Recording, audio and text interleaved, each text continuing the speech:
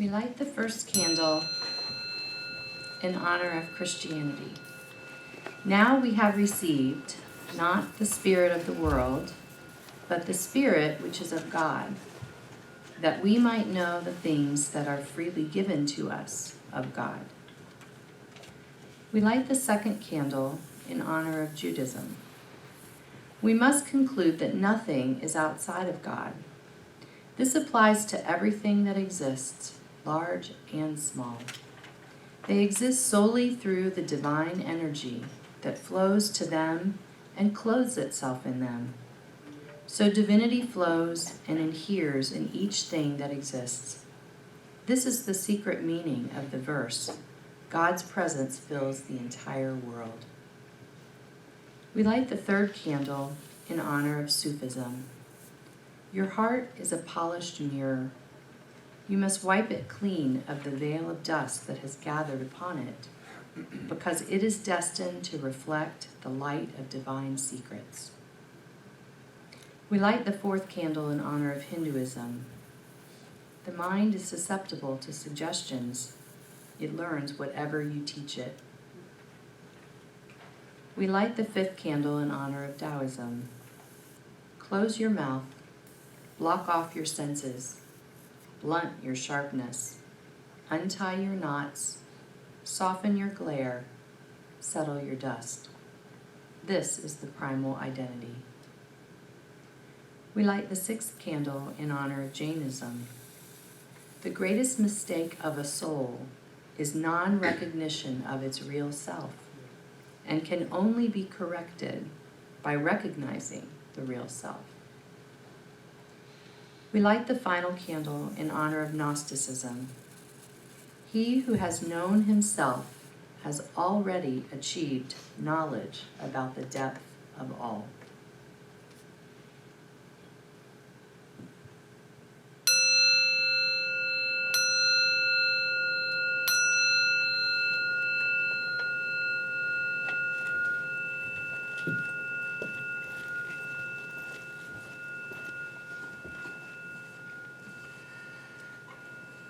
Today's reading is from our founder, Ernest Holmes.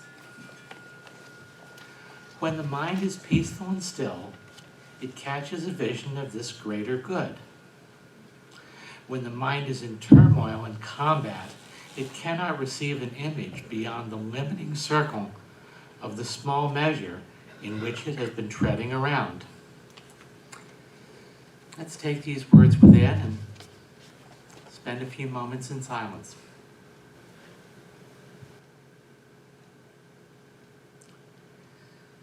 It is so good to be here together today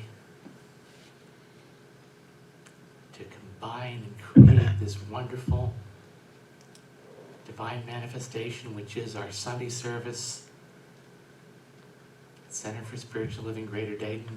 I know that every individual here has their own part to play, their own divine essence to add to this collective experience. And I know that every part of this service is in perfect right order and doing its perfect best action.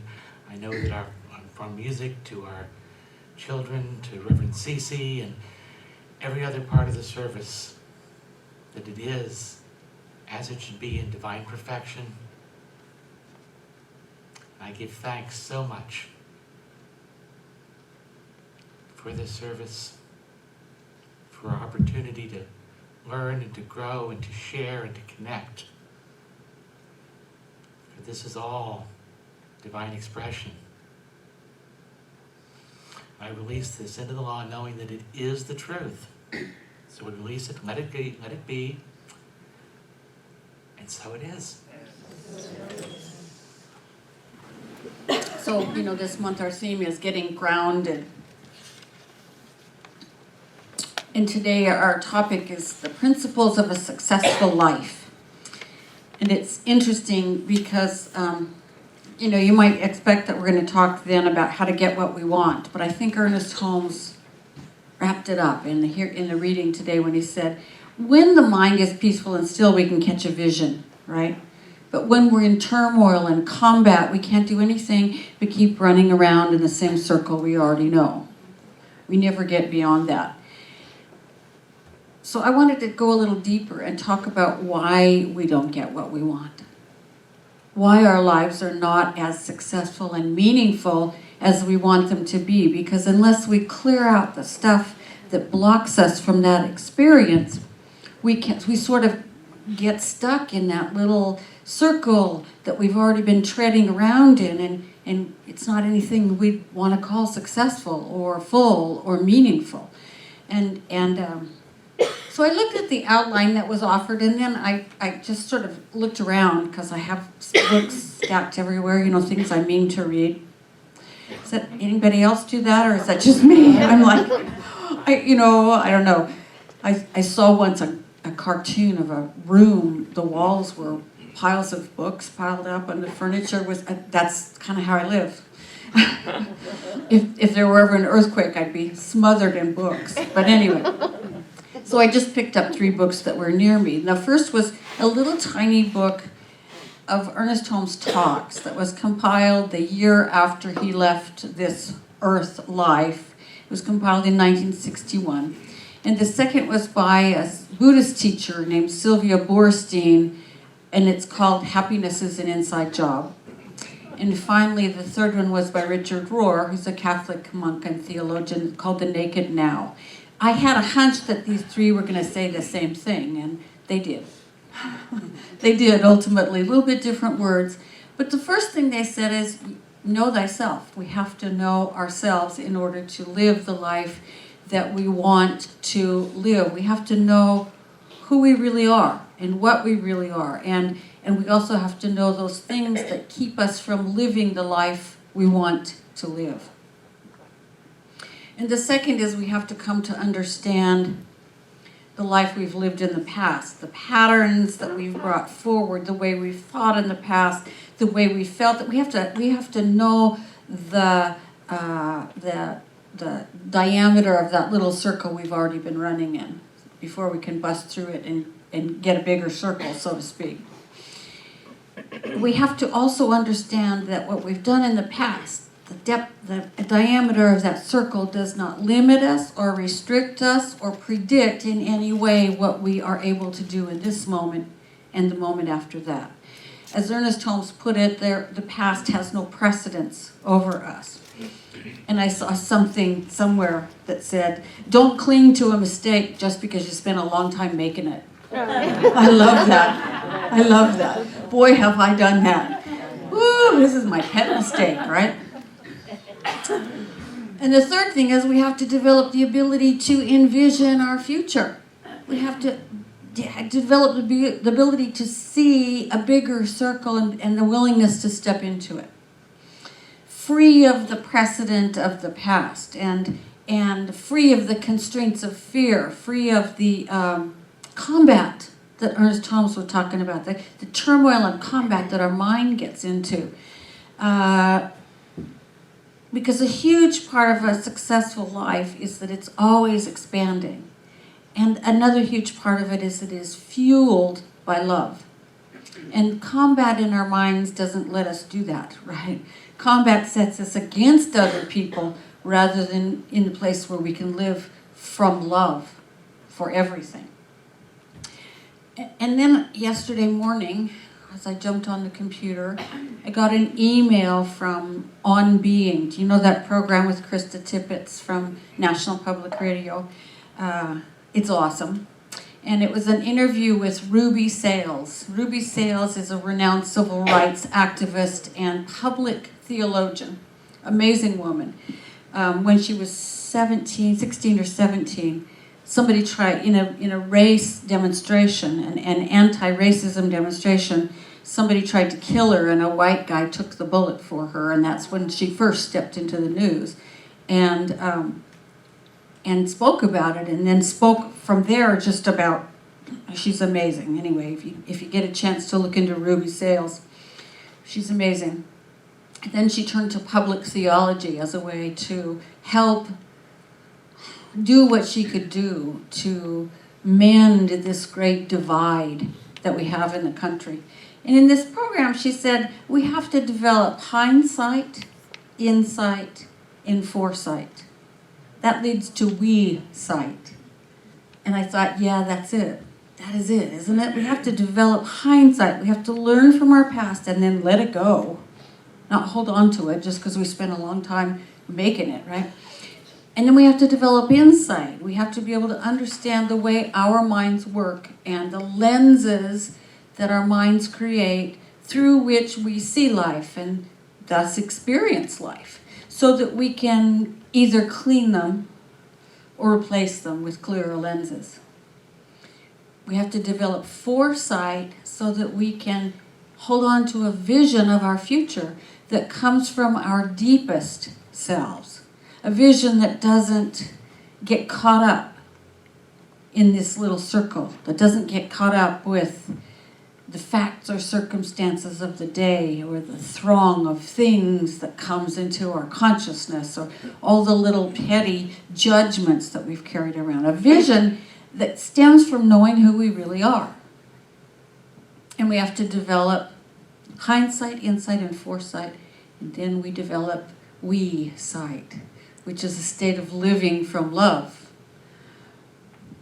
So hindsight. Hindsight is the way that we find out what we habitually think.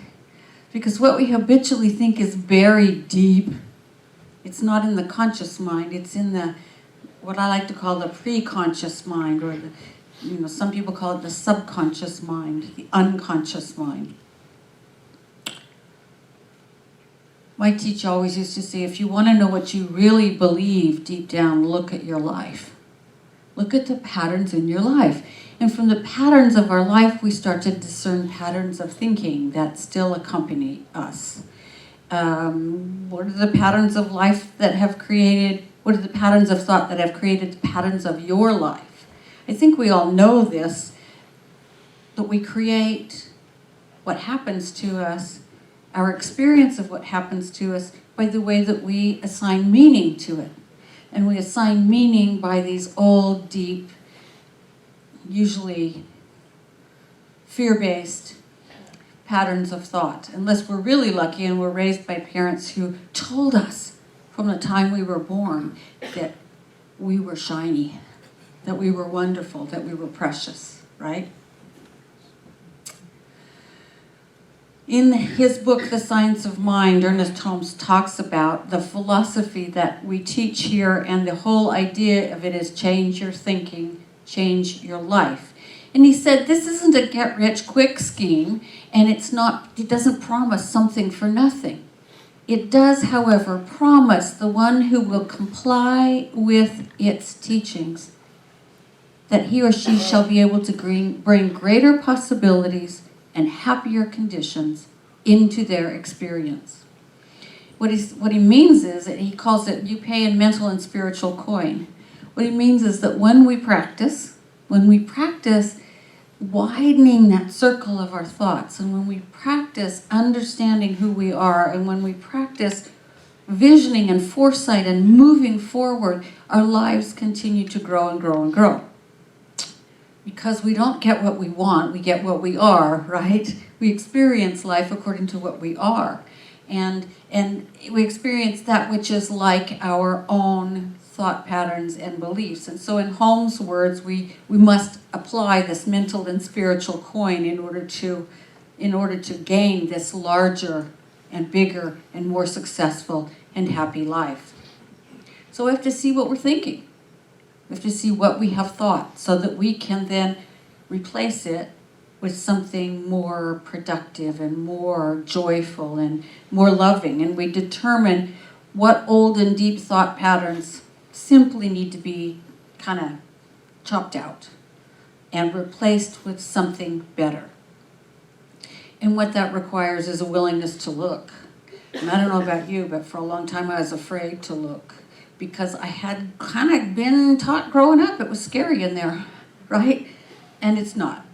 I will tell you, it's not. Those creatures, those things we've created in the deep depths of our mind are not scary at all once we bring them out into the light. They're actually kind of small and sad and need a hug.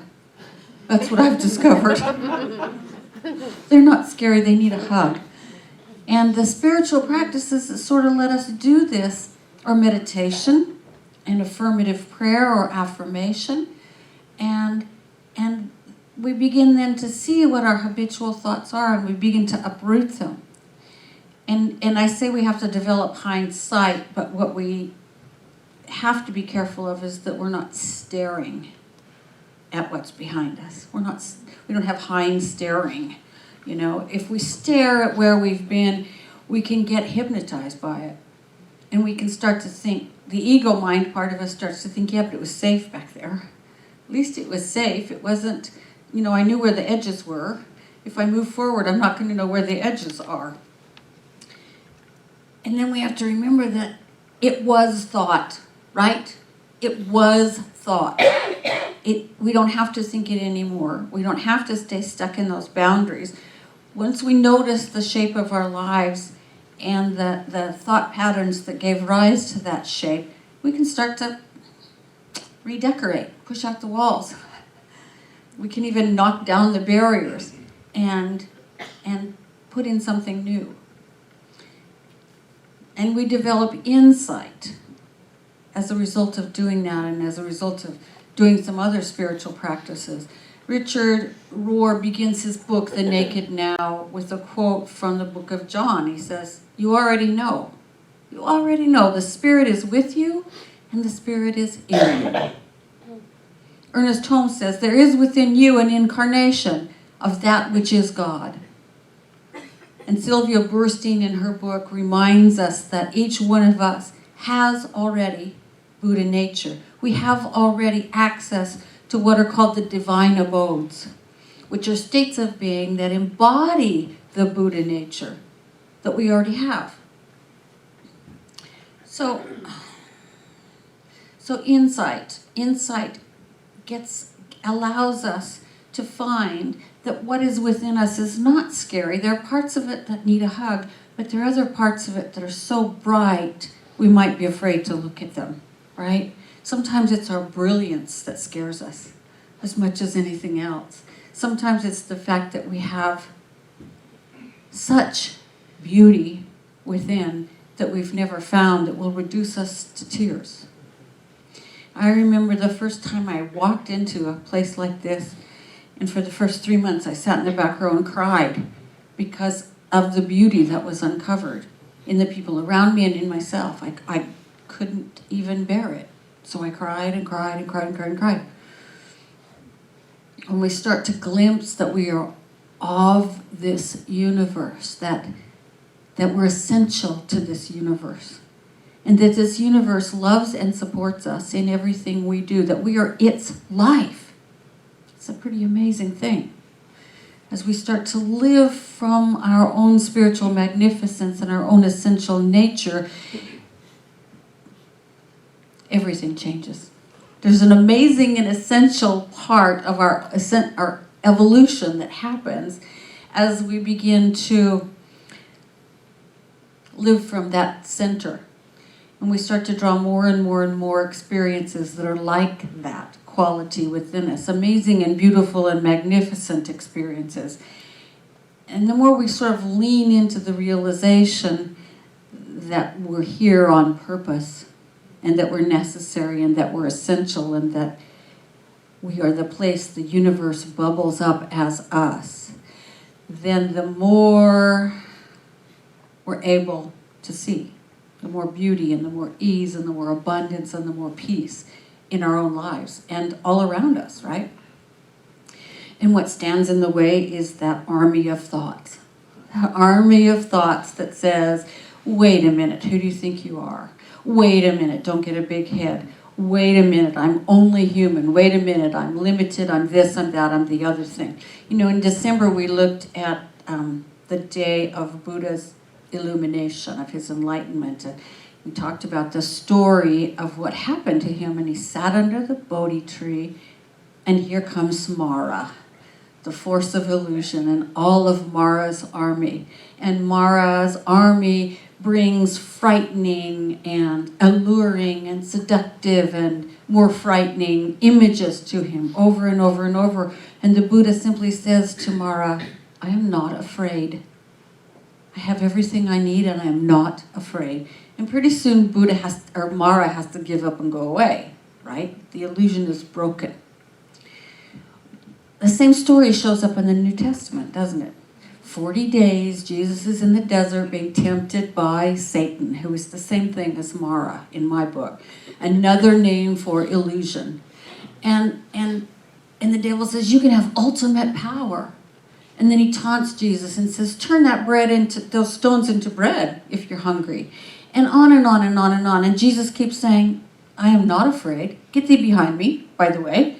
And I have everything I need. Leave me alone.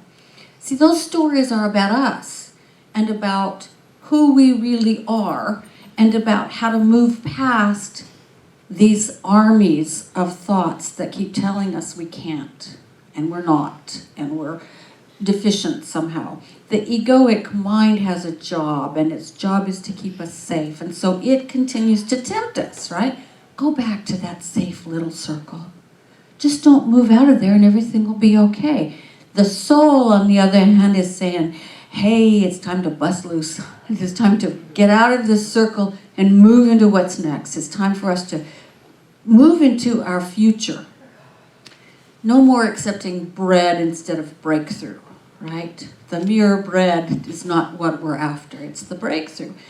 And so Ernest Holmes recognized this, and he tried to develop a way we could begin to move in that direction. And in this little book, Discover a Richer Life, he wrote, our healing will not be complete until the individual is attuned to the infinite. It will not be complete until we get a clearance from our sense of rejection and guilt. Therefore, we will have to forgive ourselves and others. In addition, the individual must come to realize that there is nothing in this universe to be afraid of. There is nothing in this universe to be afraid of. This is the essence of spiritual healing. And as the consciousness perceives this transcendence, it almost automatically sloughs off everything else. So as we begin to understand that our life is that transcendence, we start to touch the earth as the Buddha did. We start to say, I have everything I need, and I am not afraid. And then we move forward into what's next, right? Spiritual practice. Spiritual practice. Insight leads us to that knowing that we are part of the transcendence. We are the universe in its immanence and its transcendence. We're tuned to the infinite, as Ernest Holmes said. And we get free. We get free to choose. Free to choose the thoughts we live our lives according to. And we do that through meditation and affirmative prayer and gratitude and generosity and affirmation and committing to being a place of love. I think that's probably the most important thing, is that when we commit to be a place of love, everything else sort of figures itself out. We're open then to true foresight, intuition, vision. Foresight teaches that we see what we're ready to see and continually pushes us to get ready to see more, right? Begin to be ready to see more. We let go of the habits of negativity and being swept away by that throng of things. I love that phrase because it's so perfect. It's what it feels like. It's just a throng of things going through our minds and our lives every single day. And we can get swept away by it. Or we can say, ooh, wait a minute. I'm gonna rest in this deep knowing that the Buddha and Jesus and all the others said, I have everything I need and I'm not afraid, because there's nothing in the universe to be afraid of. Then we start to see real possibility. We start to see the opportunities that we need to move forward into an even larger, more encompassing way of life. Because every single day, we have the opportunity to be more loving. Every single day, we have the opportunity to be kind. Every single day, we have the opportunity to say, oh, I'm judging. I'm going to let go of that judgment. I'm not saying discernment. I'm not saying you should walk in front of a bus. I'm saying when you catch yourself judging another person or a situation in a certain way, we can become conscious enough to say, I'm going to let go of this judgment and see what happens. See what happens. Every single one of us has this opportunity every single day to step toward a larger, more satisfying life. We have the opportunity to simply acknowledge that we're angry or sad or in judgment. Simply acknowledge it and then let it go. And know that our essence is the same essence as the universe. That our essence is divine and love and non-judgment and compassion and all those good things. And that same essence is true of everything and everyone we see.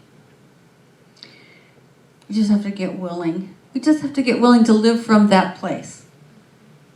Live from that place that we find through our spiritual practices, through hindsight and insight and foresight. It's called love. It is called love, and love with a capital L. And it brings us to compassion and creativity and to what Jesus called the kingdom of God within.